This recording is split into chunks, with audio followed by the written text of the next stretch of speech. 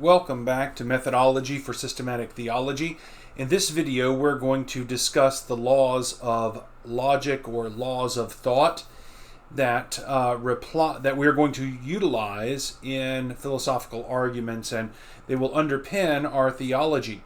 So we have three laws of thought that we're going to touch on in this lecture, and they are the law of non-contradiction, the law of the excluded middle, and the law of identity. Now, these types of propositions are a priori. They're not things that we know because of experience. They're things that we know because when we think about them, if we understand them, we understand what is being said, we realize that they must be true. So let's look at the law of non-contradiction. It says that no proposition can be both true and false at the same time and in the same sense. We're going to unpack that in a future slide. The law of the excluded middle says every proposition must either be true or false. And the law of identity says every proposition is identical to itself. Now you notice they're using propositions. Propositions are simply statements. That's an easy way to look at it. It's a statement, say, that the man is living. That's a statement. So let's look at these a little bit closer. Let's don't get bogged down on the proposition part. The law of non-contradiction. It says no proposition can be both true and false at the same time and in the same sense. And that's important for us to realize. So if something is true, then it can't also be false if you're talking about the same thing in the same sense and at the same time. So let's look at a proposition. Joe Biden is currently president. Now, that proposition at the time I'm recording this video is true. But it has not always been true. There was a time before Joe Biden was president when it was false. And there will come a time in the future when he is no longer president and it will be false again. But for now, it is true. So that proposition is true at this time, but it's not going to be true at all times. The next proposition is one that could be true or false depending on the sense of how the word cold is used. So we have Joe Biden is cold.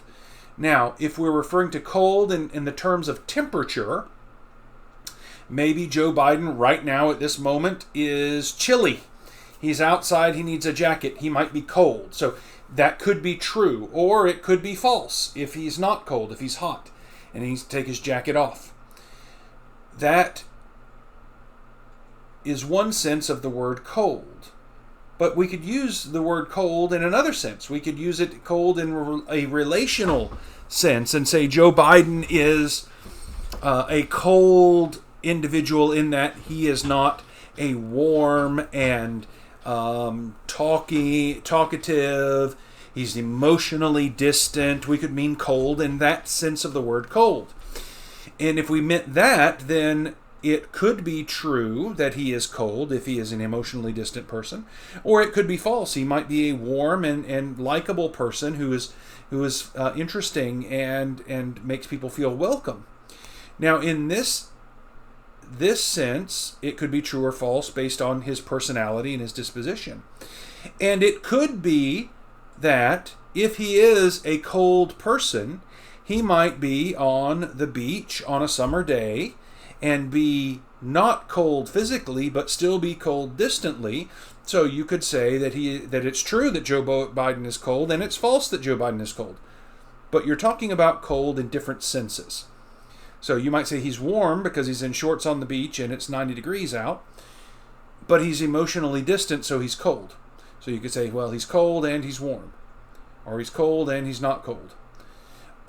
Or in the opposite, if he is a warm person, he might be not cold because he's warm and inviting and talkative and caring about people, but then he might be in Antarctica and in a place that's physically cold and snowing, so you might say he's cold, but he's also not cold.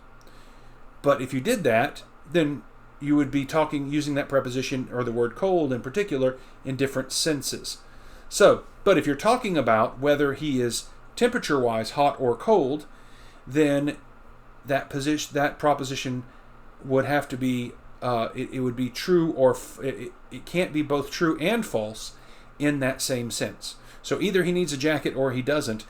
Either he is a warm and inviting person, or he's a emotionally distant person, but he's not both at the same time. Okay? Another example of this is that a light switch can't be both on and off. It will either be on. If it's on, it's not going to be off. And if it's off, it's not going to be on. Okay, so it can't be both on and off at the same time. It can be on and not off, and it can be off and not on, but it can't be both. So that's what the law of non-contradiction says. And that's their first law. And it can be a little bit, it should make sense if you think about it, but if you try to focus on it too much, it can be a little bit confusing. So just try to get this idea that if something is true, then it has to be either true or false. It can't be both true and false. If you think something could be both true and false, then maybe you're talking about it at different times, or you're talking about using something in the thing in a different sense, but it can't be both true and false at the same time and in the same sense. The next is the law of the excluded middle. And that says every proposition must either be true or false, that there's no middle ground. It can't be neither true nor false. So, Joe Biden is currently president has to be either true or false in the same time, at the same time, in the same sense, but it can't be neither true nor false. One or the other. Okay? And your light switch, again, as an example, it is either on or off. So again, this is it's saying that truth is binary here. It's one or the other. It's not mixed. There's no middle ground between. So, law of non-contradiction, law of the excluded middle. Those are the first two. And the third one is the law of identity. And this says that every proposition is identical to itself. So if your proposition is A equals A, it's the same proposition.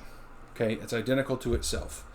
And then flowing from that is, if a proposition is true, then the proposition is true. Okay, so if Joe Biden is president, Joe Biden is president. Okay, now understand propositions are the idea. It's not the proposition isn't the sentence. It is the idea behind the sentence. So the same proposition could be expressed in different words. So if we were to say Joe Biden is president, we could also say the president of the United States is Joe Biden. It's the same thing. We use different words. We use different grammatical structure, but it's the same proposition. If I were to say it in a different language, I would use different words, but it is the same proposition. So then the law of identity is going to say if it's the same proposition, it doesn't matter how it's expressed, it is still the same proposition. Okay? And then that means each proposition has a truth value which is equal to itself. Okay? So those are the three laws of thought or of logic: the law of the excluded middle, law of identity, and law of non-contradiction. So you need to kind of at least understand what those mean. You don't necessarily need to commit those to where you can just regurgitate them, but you need to understand what they mean. Now, in the past, enemies of Christianity, or critics of Christianity also, argued that Christianity was irrational. And today we're really seeing the complaint is almost the opposite, that it's becoming too rational and not emotive enough. And we see that complaint out in the world today. In general, rationalism, as we talked about in previous videos, sees these laws as general truths about reality that apply to everything. Okay, so if you're going to come from a rational approach, these laws are fundamental. And the empiricists, they're not going to deny them. They're going to say they're useful conventions, useful heuristic devices for applying the way we think or talk, but they're not necessarily related directly to reality that we're talking about.